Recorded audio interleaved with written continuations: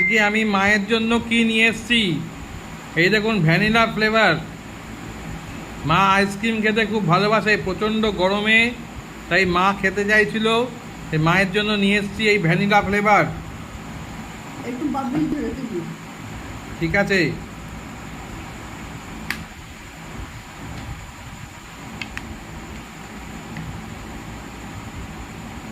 আপনাদের কার কার গরমে আইসক্রিম খেতে ভালো লাগে কমেন্টের মাধ্যমে জানাবেন। খেয়ে দেখো।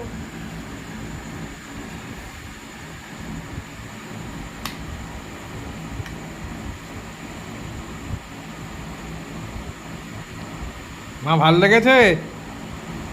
হ্যাঁ, খাও।